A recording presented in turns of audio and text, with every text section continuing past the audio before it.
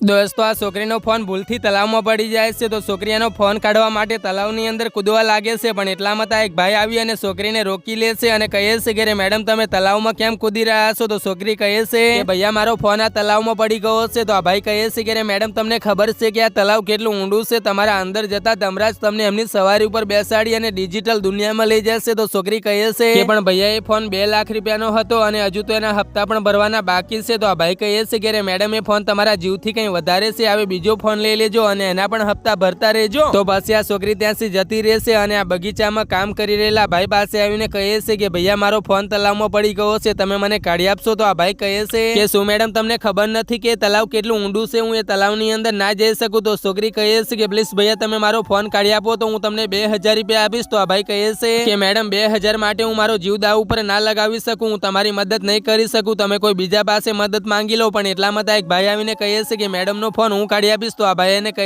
છે કે અરે ભાઈ તું પાગલ છું, ફોન કાઢવાના ચક્કરમાં તારો જીવ પણ જઈ શકે છે. તો આ ભાઈ કહે છે કે જીવ જતો હોય તો જાય પણ મારે હાલ પૈસાની બહુ જરૂર છે. પછી આ ભાઈ છોકરી સાથે તલાવ પાસે જાય છે અને બધી તૈયારી સાથે તલાવની અંદર પડે છે અને ઘણો ટાઈમ વીતી જાય છે પણ હજુ એ ભાઈ તલાવમાંથી બહાર નથી નીકળતો. તારે આ ભાઈ પાછો આ છોકરી પાસે આવે છે અને કહે છે કે શું મેડમ હજુ તમારો ફોન નથી નીકળ્યો? તો છોકરી કહે છે કે હા ભૈયા એક ભાઈ તલાવની અંદર મારો ફોન કાઢવા માટે ગયો છે. તારે આ ભાઈ બોલે છે કે કેનો એ તલાવની અંદર ગયો છે અને પાણીની અંદર કઈ હલચલ નથી થઈ રહી, કઈ 2000 ના ચક્કરમાં એનો જીવ ના જતો રહે. પણ હવે તો આગળ જે થયું એ જોતા પહેલા એ અંબે માતા જે પણ કોઈ આજે આ વિડીયો પર એક લાઈક કરીને ચેનલને સબસ્ક્રાઇબ કરીને ઘરમાં કોઈ દિવસે ધનની કમી ના રહેવા દેતા અને કોમેન્ટની અંદર જય માતાજી જરૂર લખી દેજો. તારે આ ભાઈ છોકરીનો ફોન લઈને તલાવની બહાર આવી જાય છે અને છોકરીને એનો ફોન આપે છે. તો છોકરી આ ભાઈને 2000 રૂપિયા આપે છે. તારે આ ભાઈ બોલે છે કે શું તને તારો જીવ નથી વાલો કે 2000 ના ચક્કરમાં તે તારો જીવ જોખમમાં મૂકી દીધો? તો પછી આ ભાઈ કહે છે કે ભૈયા જીવ કોને વાલો ના હોય પણ શું કરું, મારી મજબૂરી છે, કેમ કે ઘરમાં 2 મારા નાના દીકરાઓ છે અને એમનું પેટ ભરવા માટે મારે કંઈક તો કરવું પડે ને. કેમ કે અત્યારે મારી પાસે એક રૂપિયો પણ નથી જેનાથી હું ખાવાનું લઈ જઈ અને મારા છોકરાઓને ખવડાવી શકું. અને હું કામ ખોરવા માટે ગયો હતો પણ મને કામ પણ કંઈ ના મળ્યું એટલે મારે આ કરવું પડ્યું. તો બસ આ ભાઈને કામ અપાવે છે.